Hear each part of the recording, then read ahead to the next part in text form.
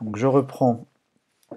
Donc le déclin de la conscience de classe, la fin de la classe pour soi. Donc là on attaque maintenant, deuxième argument de remise en cause de la théorie de Marx des classes sociales, en disant que la moyennisation a remis en cause la conscience de classe des ouvriers. Alors oui, accroche possible, donc si vous le souhaitez, hein, ça peut être une bonne accroche pour un sujet de dissertation par exemple sur les classes sociales, est-ce qu'elles sont pertinentes pour expliquer la structure sociale. Vous pouvez dire par exemple qu'en 2006, un sondage montre que 64% des Français, gagnant alors moins de 500 euros par mois, se classent parmi la classe moyenne. Donc vous voyez bien un peu une forme de déni d'une partie de la société qui pense qu'avec 500 euros par mois, on fait partie de la classe moyenne. Donc il y a bien un décalage entre les représentations et une réalité socio-économique. Donc là, avec 500 euros par mois, vous ne faites pas partie de la classe moyenne, vous faites partie du prolétariat. Alors, donc ça c'est une accroche que vous pouvez utiliser, ça enclenche bien la réflexion et le débat. Donc je reprends ici. Donc le processus de moyennisation conduit à une remise en cause de la classe ouvrière en tant que classe pour soi. Cette situation s'explique par un affaiblissement du sentiment d'appartenance à la classe ouvrière. Premier point qu'on va développer, on va voir que les ouvriers se sentent de moins en moins ouvriers. Ensuite, par un effritement de la culture ouvrière, spécifique à cette classe, au profit d'une idéologie dite individualiste. Deuxième argument. Et par le déclin d'institutions mobilisatrices comme la CGT ou le Parti communiste français. Troisième point. On y va. Donc une première explication de la remise en cause de la classe ouvrière comme classe pour soi se trouve dans l'affaiblissement du sentiment d'appartenance des ouvriers à cette classe. Ils se sentent moins comme appartenant à la classe ouvrière. Mais pourquoi donc? En voilà une bonne question. En effet, les ouvriers se sentent de moins en moins ouvriers, même si objectivement ils sont toujours ouvriers, mais ils se sentent moins ouvriers. Vous voyez bien le décalage entre ce qui est objectif, c'est leur place dans les rapports sociaux de production, et ce qui est subjectif, c'est la façon dont ils se pensent, de leur identité individuelle. Et se revendiquent davantage de la classe moyenne. Ce changement s'explique par plusieurs facteurs. Voilà, il y a plusieurs raisons qui expliquent que les ouvriers se sentent moins ouvriers. En premier lieu, le tournant des années 1980 est marqué par la fin de la période des Trente Glorieuses et de sa forte croissance économique. Le chômage commence à se développer, ce qui est tout à fait nouveau pour l'époque. C'est fin des années 1960, au passage, que Jacques Chirac crée l'ANPE, qui aujourd'hui maintenant s'appelle Pôle emploi. Donc avant la NPE, ça n'existait pas, puisque tout le monde avait du travail, il n'y avait pas besoin de s'occuper des chômeurs. Donc le chômage commence à se développer et à faire ses premières victimes, et ce sont les ouvriers spécialisés qui sont remplacés par des machines plus performantes. Ce phénomène, couplé au premier démantèlement des grandes industries, dans le nord et l'est de la France, conduit à une forte diminution de l'effectif des ouvriers. Donc l'idée, c'est que une des raisons qui fait que les ouvriers se sentent moins ouvriers, c'est qu'ils sont déjà moins nombreux. Ou alors c'est d'anciens ouvriers qui sont désormais au chômage. Par exemple, la part des ouvriers dans la population active est passée de 40% au milieu des années 1970 à tout juste 20% aujourd'hui, soit une baisse de 20 points, ou une division du pourcentage par deux. De plus, et ça c'est un argument qui est très intéressant, qui mérite d'être mobilisé, les ouvriers subissent un phénomène d'invisibilisation dans la société à partir des années 80. On va dire qu'il y a des forces qui s'occupent de rendre la figure de l'ouvrier, rendre les ouvriers, l'idée même d'ouvrier, invisible dans la société. C'est ce qu'on va développer. En effet, la figure symbolique de l'ouvrier spécialisé, le OS, rappelez-vous, l'ouvrier spécialisé, c'est la grande figure tutélaire des ouvriers durant les Trente Glorieuses, cette espèce de figure vers laquelle les ouvriers tendent, à quoi ils veulent ressembler, une source de fierté. Cette figure symbolique de l'ouvrier spécialisé, autrefois source de fierté, disparaît des représentations collectives. Pourquoi? Ça, c'est une grande question. Mais je n'ai pas la réponse. Donc, elle disparaît du cinéma, de la littérature, de la chanson. Devenir ouvrier, entre guillemets, ne fait plus envie, ne procure plus de prestige symbolique. Ce phénomène d'invisibilisation de l'ouvrier se manifeste en particulier dans les entreprises, avec la mise en place de stratégies par les patrons pour faire perdre aux ouvriers leur conscience de classe, ou tout du moins empêcher que celle-ci n'apparaisse. Donc là, on va prendre un exemple tout de suite après, mais cette idée qu'il y a des stratégies volontaires de la part des patrons pour que les ouvriers perdent ce sentiment d'appartenance, ça a été très bien démontré par des travaux notamment de Luc Boltanski, que vous avez ici, et de F. Chiapello, qui est ici, dans un ouvrage qui s'appelle Le Nouvel Esprit du Capitalisme, paru en 1999, donc un livre extrêmement important, qui explique ça. Donc, par exemple, les ouvriers ne vont plus être appelés ouvriers dans l'entreprise, mais opérateurs, moniteurs ou encore agents techniques, rendant plus difficile l'émergence d'un sentiment commun d'appartenance à un même groupe professionnel. Ils vont également voir leur situation s'individualiser, pour être ensuite mis en concurrence les uns avec les autres. Chaque opérateur, donc c'est plus ouvrier maintenant, hein, on dira opérateur, chaque opérateur aura un salaire différent des autres, en fonction de diverses primes versées au gré de la performance. Voilà, alors à voir comment est-ce qu'on évalue la performance, hein, mais voilà, maintenant c'est le nouveau paradigme, hein, c'est plus, on paye à la performance individuelle. Donc versé au gré de la performance de chacun, ce qui naturellement attise la division et favorise les comportements individualistes. Chaque ouvrier, hein, entre guillemets, va se la jouer perso, hein, va essayer, va plus la jouer collectif, hein, mais va se dire je vais m'en sortir par moi-même en étant très performant dans mon coin et en étant dans une concurrence avec mes collègues. Donc ça, c'est l'idée d'individualisation et de mise en concurrence. C'est un excellent moyen de casser la solidarité du groupe ouvrier. Ça a marché d'ailleurs. Donc, tout ça s'inscrit dans une opposition vis-à-vis des luttes d'antan visant à des gains collectifs pour la classe ouvrière dans son ensemble. Donc là, si vous voyez les manifestations de mai 68, c'est tous les ouvriers qui défendent leurs intérêts tous ensemble et c'est des gains collectifs. C'est tout le monde qui a le droit à une 5e semaine de congés payés, à une hausse des salaires, à des améliorations de leurs conditions de travail. C'est tout le monde qui gagne ça en même temps. C'est pas un individu dans son coin qui va gagner un peu plus parce que il la joue perso. Hein. C'est tout le monde qui gagne. Donc vous voyez comment c'est une stratégie de la part des entreprises hein, visant donc à casser le mouvement ouvrier. D'ailleurs, à ce titre, j'en ai pas fait mention dans la rédaction de ce paragraphe, mais ça montre quand même que si les ouvriers semblent avoir perdu leur conscience de classe et ne plus être une classe pour soi, il y a une classe qui a l'air encore quand même d'être une classe pour soi, hein, c'est la bourgeoisie. Parce que les patrons, c'est les bourgeois. Hein. Alors les patrons qui élaborent des stratégies pour casser le mouvement ouvrier, pour empêcher qu'ils manifestent et avoir des hausses de salaire, c'est une classe mobilisée pour elle-même, consciente de ses intérêts. Donc là, vous voyez, hein, comment dirais-je, en creux, hein, dans cet exemple, l'idée que les ouvriers perdent leur conscience de classe et sont moins une classe ouvrière qu'avant, mais que les classes bourgeoises, elles, n'ont pas changé. Elles sont toujours aussi mobilisées et conscientes d'elles-mêmes. Donc ça, c'est important pour nourrir une partie qui pourrait dire que les classes sociales, en fait, elles existent toujours. Vous voyez ? Donc là, vous avez un extrait d'un journal, d'un article du blog de Mediapart, qui explique justement cette histoire de stratégie d'invisibilisation des ouvriers et de division de la classe ouvrière hein, en changeant les noms et tout ça, pour vous montrer que ça sort pas de nulle part, que c'est documenté par des médias. Voilà, ça c'était premier élément. Deuxième explication de cette remise en cause de la classe pour soi. Une seconde explication de la remise en cause de la classe ouvrière comme classe pour soi est à trouver dans l'effritement de la culture ouvrière et la montée de l'idéologie individualiste. Le terme d'effritement, ça c'est vraiment très typique de ce type de problématique. Si vous écoutez cette vidéo, sachez que c'est un terme qu'il faut réutiliser.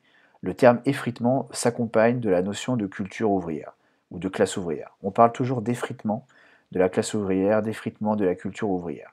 Donc c'est un bon terme à replacer dans une copie. Alors allons-y. En effet, la période des Trente Glorieuses est marquée par une culture ouvrière spécifique à ses membres et qui les distingue des autres classes sociales. Ça, vous vous rappelez, on l'a vu dans les vidéos précédentes, hein. Aux grandes heures de la classe ouvrière a sa propre culture, marquée, rappelez-vous, par le fameux eux et nous. Elle était marquée notamment par une vision du monde binaire, très coupée très nettement entre d'un côté eux, les autres, je ne vous réexplique pas, il y a une vidéo qui en parle, et nous les ouvriers, nous qui savons qui nous sommes, hein. Donc cette vision d'un monde binaire, hein, était agrémentée de figures tutélaires très importantes, sources de fierté, comme les ouvriers des secteurs de la métallurgie ou de la sidérurgie. Voilà, c'était des personnages qui en imposaient et qui étaient source de prestige, source d'envie de la part des autres ouvriers, se disant que voilà, ils avaient envie de ressembler à ces personnages, source de fierté. Mais ces derniers bastions ouvriers, pareil, le terme de bastion, c'est un peu comme effritement, ça fait partie des termes que vous pouvez réutiliser dans ce genre de sujet. Les bastions ouvriers, ce sont des bons termes à utiliser. Donc, mais ces bastions ouvriers ont disparu avec la désindustrialisation, amorcée dans les années 80. Donc la France laisse son industrie partir à l'étranger, hein, avec la délocalisation, et décide de se spécialiser dans autre chose. Donc forcément, les grands bastions ouvriers disparaissent, puisque les usines s'en vont.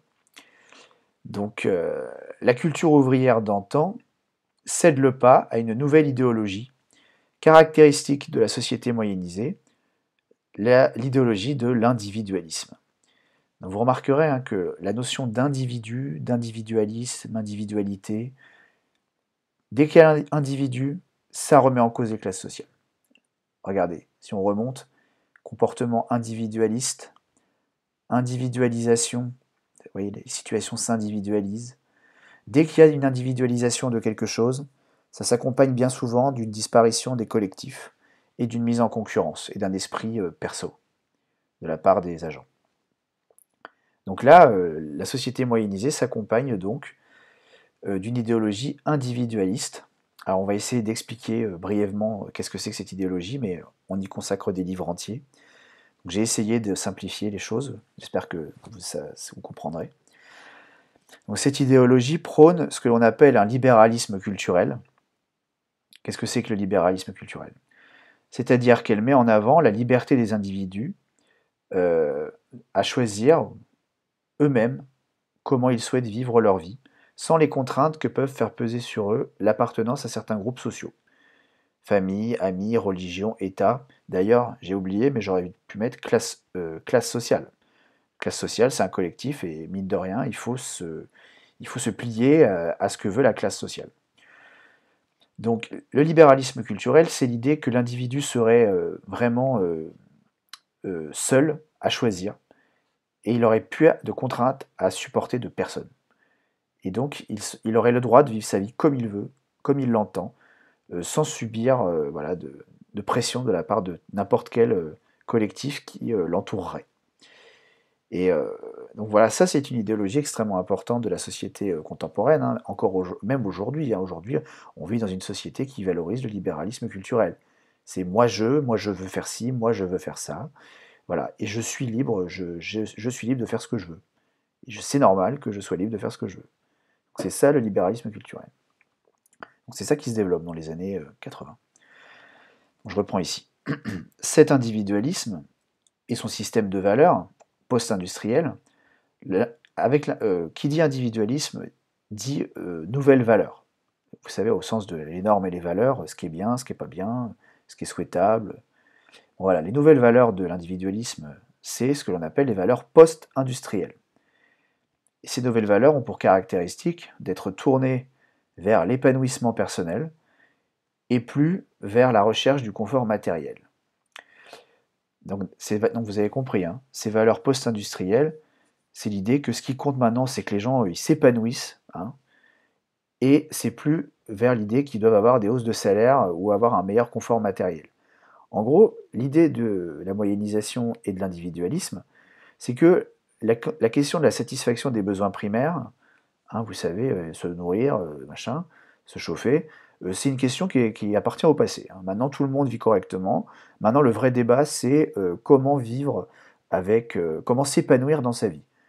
Et les vieilles luttes pour les hausses de salaire, ça franchement, c'est l'arrière-garde. Tout le monde maintenant vit bien, ça ne sert plus à rien de se demander comment on peut faire pour avoir des hausses de salaire. Voilà vraiment le sous-texte, si vous voulez, de l'idéologie post-matérialiste. Donc ces valeurs post-industrielles, ou cette idéologie, est véhiculée par les nouvelles classes moyennes. Exemple. Donc, par exemple, la lutte collective de la classe ouvrière pour des améliorations de leurs conditions de rémunération et de travail serait progressivement remplacée, alors j'ai oublié des mots, hein, il manque un par des luttes nouvelles visant à gagner davantage de liberté dans les différentes sphères de la vie quotidienne. Comme par exemple la lutte pour le mariage pour tous, la lutte contre les discriminations de genre ou les discriminations ethniques, les luttes antispécistes, qui se développent beaucoup tout récemment, hein, mais qui sont dans le prolongement de l'idéologie individualiste post-matérialiste. C'est toutes les valeurs qui ne sont plus des luttes pour des luttes matérielles. Voilà. Donc ce serait ça les nouvelles luttes en fait. Les nouvelles luttes, on va y revenir après, hein, mais ces nouvelles valeurs donc sont l'émanation de cette idéologie individualiste qui du coup remplace l'idéologie marxiste de la lutte des classes pour un meilleur confort matériel. Voilà. Voilà pour cette transformation culturelle, ou cette transformation, oui c'est ça, de la culture ouvrière. Enfin, troisième et je crois dernier argument de cette sous-partie, visant à expliquer la remise en cause de la classe pour soi. Enfin, l'affaiblissement du sentiment d'appartenance des ouvriers à la classe ouvrière trouve aussi son origine dans le déclin des institutions qui faisaient exister les ouvriers en tant que classe et participaient à les mobiliser pour défendre leurs intérêts. En effet, durant les années 1970, la découverte des atrocités commises en URSS sous le régime communiste, avec notamment la publication d'un livre qui a fait date, hein, qui s'appelle L'archipel du Goulag, en 1973, par Alexandre Solzhenitsyn, et plus tard la chute du mur de Berlin, conduisent à une perte de popularité du Parti communiste français. Alors, je m'arrête 2 secondes. Hein. L'idée, c'est que si les ouvriers se sentent moins ouvriers et que la lutte des classes n'est plus très à la mode et que le communisme n'est plus très à la mode, c'est aussi parce que, voilà, à partir des années 70, on commence à comprendre ce qui se passe en URSS, et que l'URSS qui était donc la mise en application pratique du marxisme, mais qui a été, faut le rappeler, hein, dévoyée par Staline et par ses successeurs, ses dictateurs qui l'ont succédé. Donc c'est pas le marxisme, hein, qui a échoué en URSS, c'est la gestion d'une économie centralisée dans le cadre d'un régime autoritaire. Souvent, les économistes libéraux aiment bien dire que Marx, c'est Staline, pour, pour critiquer les économies planifiées, centralisées, voilà, et mettre en avant évidemment le libéralisme économique. Mais évidemment, il faut bien faire la distinction entre les deux. Hein. Comment dire, l'URSS, c'était un régime dictatorial, c'était pas véritablement un régime communiste.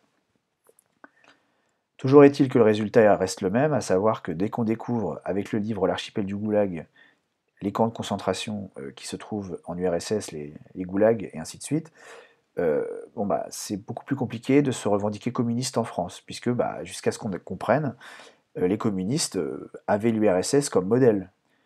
Et là, ce modèle s'écroulant, le communisme va tout d'un coup, évidemment, perdre en audience. Donc je continue ici. Celui-ci n'est plus soutenu par l'électorat français et voit donc son influence dans les milieux ouvriers chuter. Par ailleurs, la force des syndicats de salariés, en particulier la CGT, est en déclin, même si il faut préciser que le taux de syndicalisation n'a jamais été très élevé en France, mais il était quand même un peu plus élevé dans les années, pendant les 30 Glorieuses. Donc ça, la CGT décline également. La montée d'un chômage de masse et le développement des formats typiques d'emploi, c'est ce que je vous disais tout à l'heure. Hein. Avant, c'était CDI à temps plein comme norme d'emploi durant les 30 Glorieuses. À partir des années 80, c'est plus le CDI, se développent des formes atypiques d'emploi, qui maintenant sont quasiment devenues des formes typiques, puisque c'est la base bientôt maintenant, quand vous démarrez à chercher un travail, c'est pas le CDI qu'on vous propose, c'est toujours des CDD, des petits contrats qui s'enchaînent, hein, dont la durée de fin est prévue à l'avance, des contrats d'intérim, vous allez aller faire des petites missions à droite à gauche, mais aucune stabilité de l'emploi, ou alors des stages qui sont censés aboutir à un emploi, mais qui finalement à chaque fois aboutissent à rien du tout. Donc vous êtes quand même pendant un certain temps dans la précarité et donc dans l'impossibilité de vous projeter. Donc c'est ça le problème aussi de cette période, hein, c'est le développement des emplois atypiques, donc moins stables et moins protecteurs, qui conduisent les ouvriers à moins se syndiquer. Mais vous ne vous syndiquez pas parce que vous allez embêter les patrons. Donc si vous êtes en CDD et que vous vous syndiquez, il y a un risque qu'on ne vous repropose pas un contrat. Donc pour éviter tout ça, vous n'allez pas vous syndiquer, vous allez faire profil bas, juste pour avoir de nouveau du travail la prochaine fois. Donc ce que je disais, hein. Donc moins stable et moins protectrice conduisent les ouvriers à se syndiquer, à moins se syndiquer, et à moins se mobiliser pour défendre leurs intérêts, par peur de ne pas avoir son CDD ou sa mission d'intérim être renouvelée. Les ouvriers se syndiquent moins et sont moins à l'écoute des mobilisations qu'essaye d'impulser la CGT. Voilà. Par exemple, aujourd'hui, les ouvriers ne votent plus pour le PCF, pas la PCF, une erreur, pour le PCF, mais davantage pour l'extrême droite. De même, le taux de syndicalisation a été divisé par 3 entre 1949 et 1990. Donc tous ces facteurs participent à la remise en cause du groupe des ouvriers en tant que classe en soi, mais aussi pour soi, et rendent l'analyse de Marx de la structure sociale moins pertinente. Donc avant d'arrêter la vidéo, je récapitule, parce que j'ai l'impression d'avoir fait pas mal de parenthèses dans les parenthèses. Donc si les ouvriers se sentent moins ouvriers, ou sont moins une classe pour soi, sont moins dans la défense de leurs intérêts, c'est parce que les deux instances qui les aidaient dans cette mission de valorisation de leurs intérêts, qui participaient à la mobilisation de la classe ouvrière et de la faire se sentir comme une classe pour soi, ces deux instances ont décliné. Il y avait le PCF qui a décliné à cause de la chute de l'URSS et de la découverte de ce qui s'y passait. Donc le PCF perd de son hégémonie et donc ne peut plus jouer son rôle pour les ouvriers, qui se détournent de ce parti. Et la CGT perd en pouvoir parce que de moins en moins de personnes se syndiquent, parce que ces personnes sont dans des emplois instables et ont peur de se syndiquer, par peur de ne pas retrouver de travail. Donc écoutent de moins en moins la CGT et, donc se mobilisent moins qu'avant, parce qu'ils ne sont plus protégés par le CDI. Donc, vous voyez, hein, encore des arguments qui montrent que la classe bourgeoise, elle est toujours là, et que c'est pas pour rien qu'on développe des emplois précaires. Hein, c'est pas par hasard que ça arrive. C'est la classe bourgeoise et le patronat qui met en place ces contrats précaires pour que les gens se tiennent tranquilles et ne se révoltent pas. Ce qui marche bien, puisque voilà, vous voyez le taux de syndicalisation, il diminue. Donc une stratégie qui a fonctionné pour les classes bourgeoises et qui a cassé toute volonté de mobilisation de la classe ouvrière.